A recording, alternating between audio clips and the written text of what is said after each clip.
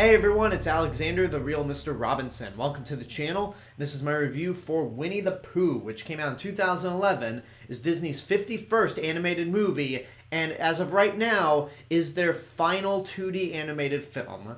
I have a little bit of hope that they might try to revive this subgenre of animation, but I'll talk about why they haven't made a 2D animated movie in 10 years later in the review. But anyway, if you've seen the original Winnie the Pooh shorts, so Winnie the Pooh and the Honey Tree, Winnie the Pooh and the Blustery Day, and Winnie the Pooh and Tigger 2, which I've actually reviewed earlier this year, this movie right here is not too different. I mean, they are different stories, sure, but the feel and tone of this movie is very much identical to what you saw back in the 70s, or 60s, considering that they were released as individual shorts first. We are now 3 movies into the revival era. Princess and the Frog kicked everything off, but Tangled helped define what CG animated movies from Disney would look like. And out of all the ideas they could have possibly done for their follow-up, Winnie the Pooh is actually one of the more bizarre ones. Not that it's a bad idea at all, but just the fact that it's kind of a smaller movie. The movie is barely over an hour long. It doesn't have that high of a budget. And much like with the originals, it's very much catered to a more younger audience than something like Tangled was. But much like the many adventures of Winnie the Pooh, it's very sweet, very clever, and just all around very, very charming. Even if you're not a little kid, there's a lot to enjoy and admire about this movie. In many ways, I think that this movie is a slight improvement over the many adventures of Winnie the Pooh.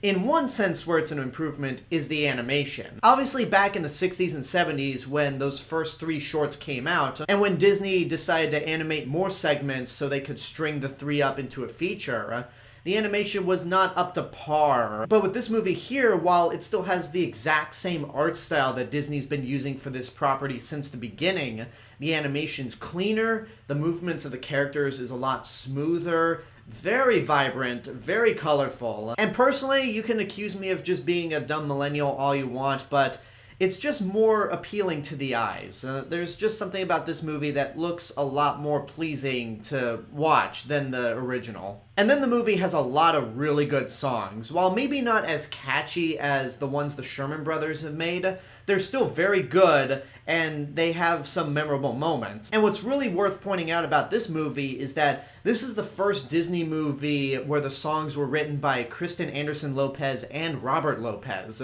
You know, the same duo that would later go on to write all the music for Frozen. They wrote Remember Me for Coco. They did the music for Frozen 2.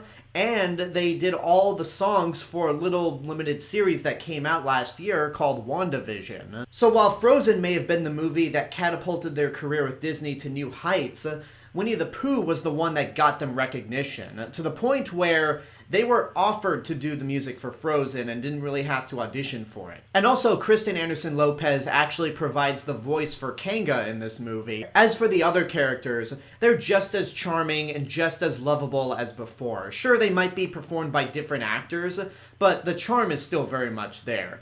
Jim Cummings is always great as Winnie the Pooh. He's been the main voice for the character ever since Sterling Holloway passed away. And yeah, Pooh, as always, he might not be all that bright. He might be a bear of very little brain, but you can't hate him. And that really goes for all the characters in this movie. They might be dumb as a bag of bricks, but you never dislike them. They're dumb in the way the Three Stooges are dumb, where I can't hate you. You guys are just so lovable. And of course, Jim Cummings provides the voice for Tigger, too. But then you also have some other cast members, like Tom Kenny voices Rabbit. He's great. Bud Luckey, who did a couple of voices for a few Pixar movies, is Eeyore. And he just captures that character perfectly, where Eeyore's always depressed. He's always just down on his luck. And it's just so hilarious. Even if out of all the characters you feel the most sympathy for Eeyore, but he just kind of goes with the flow.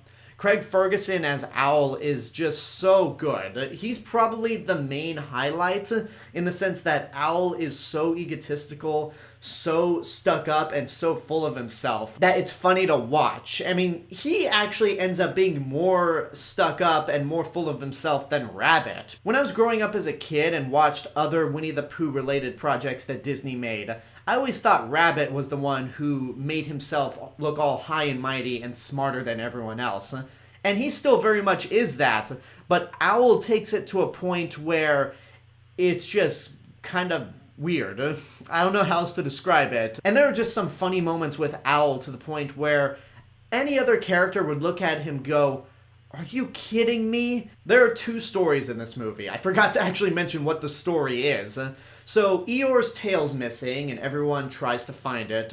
But also, Christopher Robin leaves for a while to go to school, and he leaves behind a note that says, "Be back soon." But because Owl misreads the note, and in his defense, Christopher Robin can't really spell, he reads that note as the Baxon, and assumes that Christopher Robin's been kidnapped by this horrible creature called the Baxon. There's a point in the movie where all the characters are trying to capture the Baxon by building this giant hole. Unfortunately, throughout this whole movie, Winnie the Pooh is craving honey. Piglet leaves behind an empty honey pot on a blanket that's over a hole as a trap for the Baxon, but Winnie the Pooh is so addicted to honey that he tries to grab the pot, and it results in all the characters except Piglet falling into the hole and being trapped. So what Owl does is he flies out of the hole, gives Piglet an inspiring speech that encourages him to go out, then Owl flies back into the hole.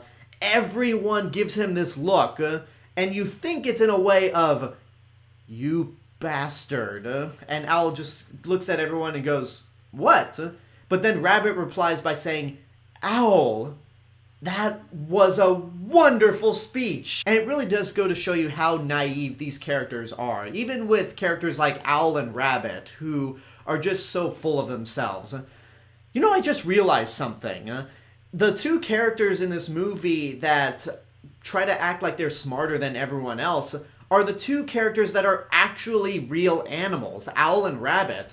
All the other characters are stuffed animals come to life. How did I never put that together?